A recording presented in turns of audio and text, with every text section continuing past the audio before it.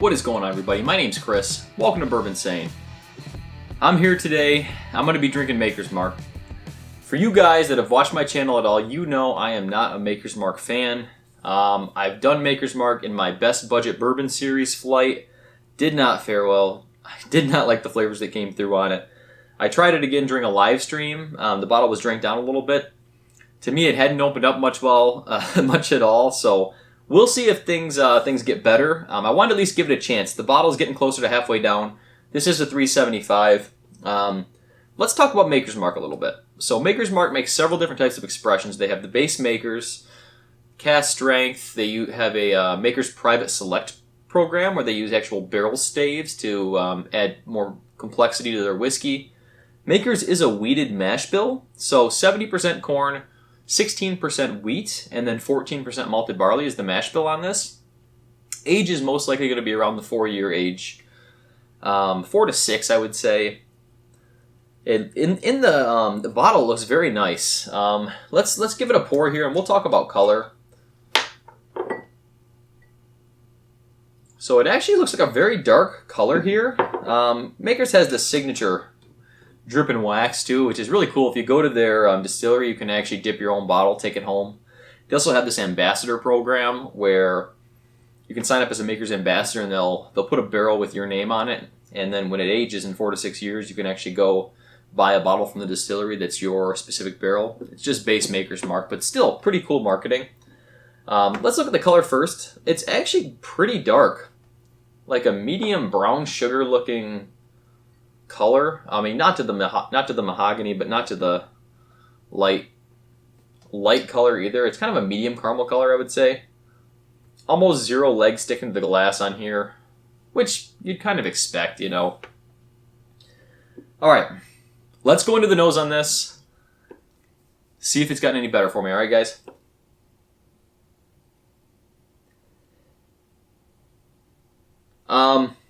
If you notice, I intentionally went with a wider nosed glass today, and reason was, in previous times I've drank this with the Glencairn, it's given off a lot of alcohol burn and kind of that rubbing alcohol nose that I hate. So I thought maybe this would dissipate some of that alcohol vapors, and I think honestly it has. I'm actually picking up some oak, a little bit of toffee.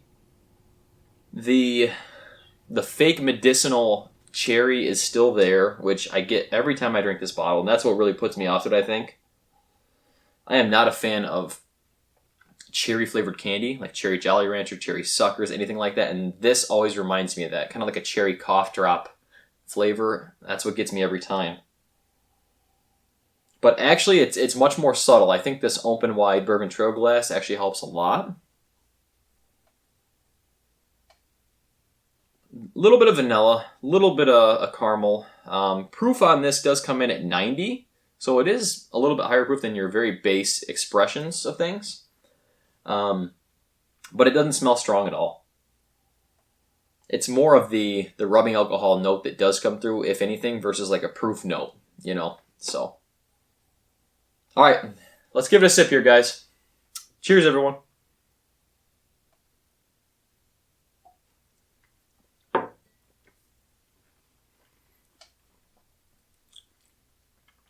Well, I am pleasantly surprised so far. It still does have the fake cherry taste, but it has settled an extreme amount for me. More of the cinnamon toffee is coming through, which I can deal with. I can deal with all that all day. That's bourbon flavors I like. The cherry cough drop note is there, but it's not near as strong as when I first opened the bottle. I am glad to see this has opened up, and it's going to make it more drinkable down the road. That's for sure. So I am happy about that.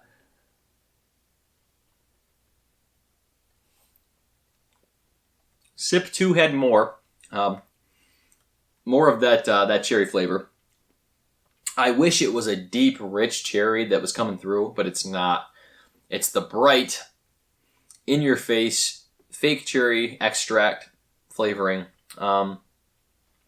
Mixed in with a little bit of that young alcohol graininess too. You know, that's kind of what it is. It's okay. It's okay. There are a lot of super big Makers fans out there. They love Makers. That's the only bourbon they'll drink, which is a shame, I think, honestly, because there's so many other great whiskeys out there, even at the same price. I mean, this Makers bottle is around $30 to $35, depending on where you are. And back in the day, it was always advertised as the gentleman's whiskey, you know, the higher end whiskey, and that's what they kind of tried to market to. And again, it's better. It is better than I remember, so I will give them that. It's improving as the bottle opens up.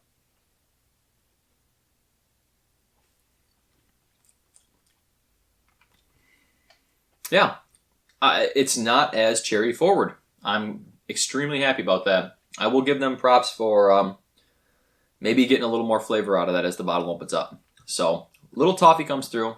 Caramel, vanilla, very subtle. Almost no finish, non-existent pretty much. No mouthfeel. But it's a budget whiskey. You know, a lot of budget whiskeys, we don't get too much of that.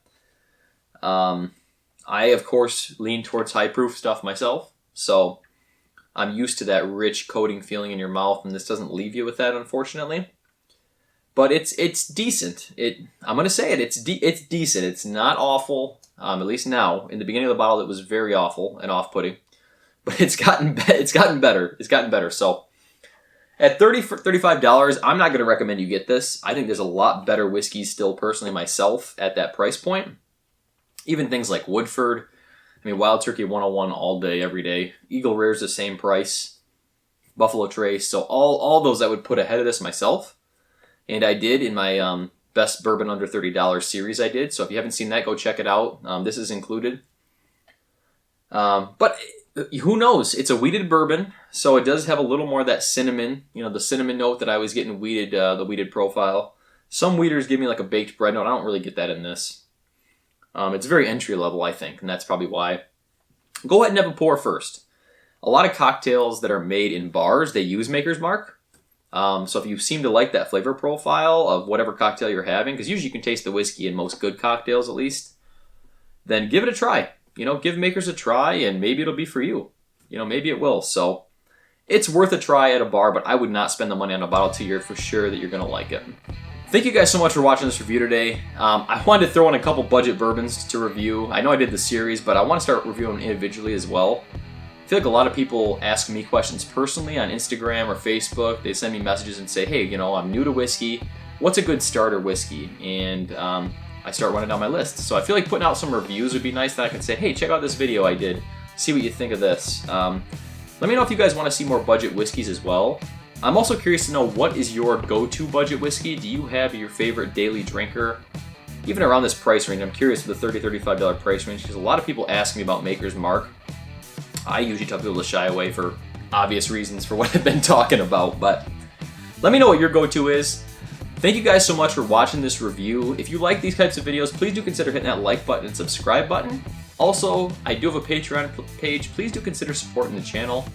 You can join for as little as $3 a month, and even that makes all the difference in the world. I appreciate all of you that do take the time to watch these reviews and stick with me through them. So, thank you guys so much. Stay insane.